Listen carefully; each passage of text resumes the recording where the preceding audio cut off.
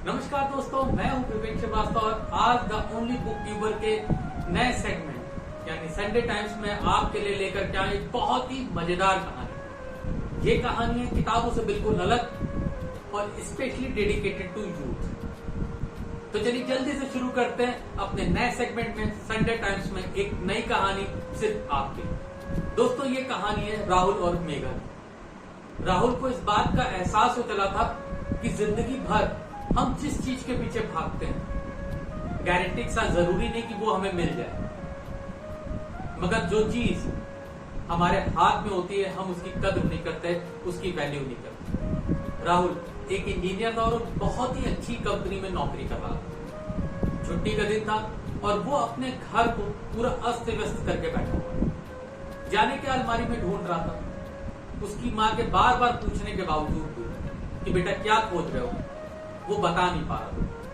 मगर अंदर ही अंदर राहुल बुरी तरीके से झुंझला रहा था।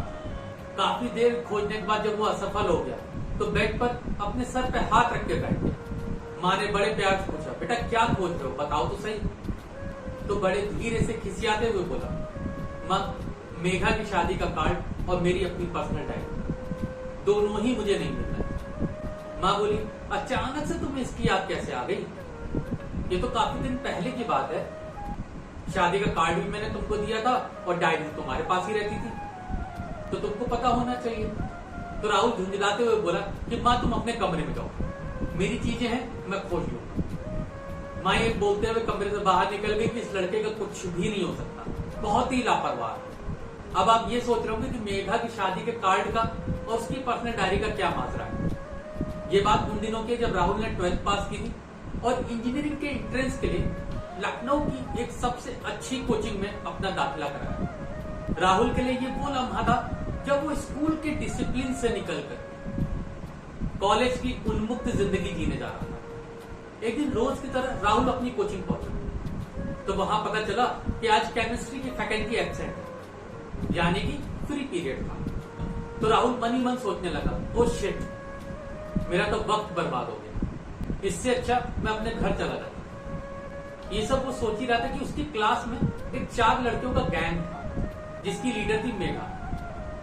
उन चारों लड़कियों के हाथ में एक चार्ट पेपर था। उस चार्ट पेपर को लेकर के वो सभी स्टेज पर आ गई और मेघा चिल्लाते हुए बोली, साइलेंट प्लीज।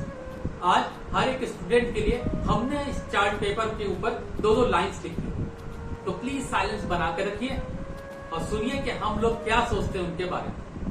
तो स्वाभाविक था कि हर एक स्टूडेंट की नजर उन पर थी, क्योंकि वो भी जानना चाहते थे कि उन 2 लाइन्स के बीच में उनके क्या कारनामे छुपे हुए। तो एक एक करके मेघा और उनकी सहेलियां सभी के बारे में 2-2 लाइन्स में उन्हें डिफाइन करने लगे। और जब बात राहुल की आई तो मेघा ने स्पेशली कहा कि Rahul has a solution of all the problems but nobody has a solution of Rahul's problem. मतलब कि राहुल के पास तो सभी समस्याओं का हल है, मगर राहुल की प्रॉब्लम्स को कोई भी सॉल्व नहीं कर सकता। ये बात सुनकर के राहुल बहुत खुश हुआ और सभी स्टूडेंट्स के सामने अपना कॉलर ऊंचा करने लगा। तो बात वहीं खत्म हो गई। कुछ दिनों ऐसे ही चलता रहा। एक दिन राहुल कोचिंग के बाहर अपनी बाइक पार्क कर रहा था, तो पास में मेघा और उसकी सहेलियां खड़ी थी। तो मेघा धीरे से राहुल के पास आई और बोली, हाय राहुल कैसे हो? तो राहुल ने भी मुस्कुरा करके उसको जवाब दे दिया। और शायद वही दिन था जब राहुल और मेघा की एक अच्छी दोस्ती हुई। तो देखते देखते राहुल को 4 दोस्त मिल गए। हालांकि राहुल की फैमिली काफी मॉडर्न थी, तो उनके घर में किसी के आने जाने की कोई मनाही नहीं थी। तो मेघा भी अपनी सहेलियों के साथ साथ राहुल के घर आने जाने लगी। हालांकि इस बात से राहुल भी बहुत खुश था, मगर दिन बीतते वक्त कहाँ लगता है। एग्जाम्स की डेट पास आ गई कि एक दिन अचानक मेघा राहुल से बोली कि तुम्हें पता है एग्जाम के बाद हमें लखनऊ को छोड़ना पड़ेगा। तो राहुल आश्चर्य से बोला, ऐसा क्यों? अरे पागल हो क्या? एग्जाम्स खत्म हो जाएंगे, कोचिंग खत्म हो जाएगी, तो मुझे अपने घर तो जाना होगा ना।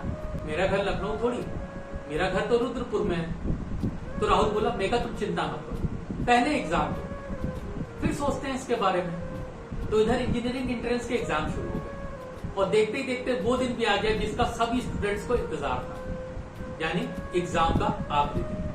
एग्जाम खत्म होने के बाद शाम के करीब 4 बज रहे थे। मेघा का फोन राहुल के घर पे आया हाय राहुल, कैसा रहा एग्जाम?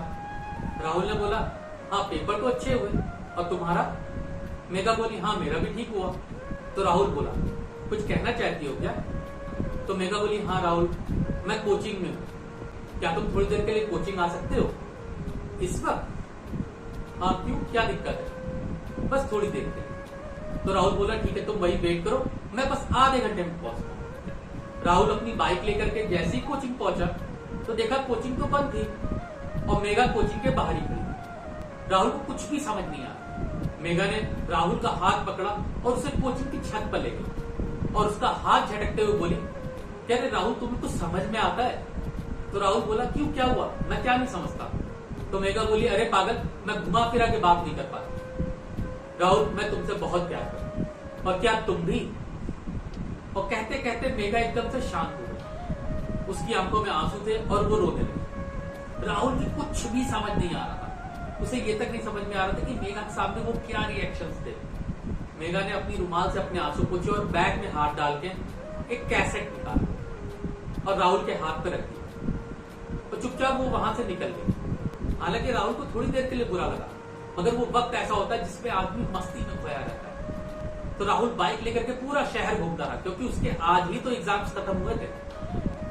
और शाम को घर पहुंचते ही उसने तुरंत उस कैसेट को वॉकमैन में लगाया और लीड अपने कान में लगाया। उसे पूरा यकीन था कि उस कैसेट में कुछ हो ना हो मेघा की आवाज हो, मगर ऐसा कुछ भी नहीं था। उस कैसेट में तो राहुल के महज चंद पसंदीदा गाने। उसे सिर्फ एक बात का आश्चर्य था कि मेघा को उसके बारे में इतना सब कुछ कैसे पता। शायद राहुल की जिंदगी में मंजिल कहीं और लिखी थी। कुछ महीनों बाद इंजीनियरिंग का रिजल्ट आया, राहुल को एक अच्छा कॉलेज अलॉट हो गया और वो अपनी इंजीनियरिंग की पढ़ाई के लिए निकल पड़ा। और पढ़ाई खत्म करने के बाद राहुल को एक बहुत ही अच्छी मल्टीनेशनल कंपनी में जॉब मिल गई।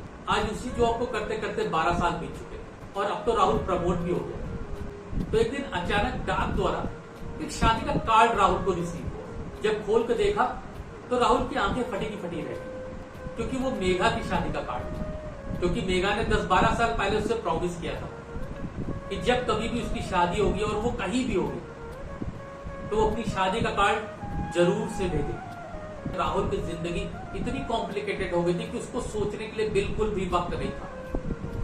सुबह उठना, ऑफिस जाना, रात तक लौटना, दैट्स ऑल। तो अचानक से उसको मेघा की याद आई, क्योंकि आज तो सोशल मीडिया का टाइम था।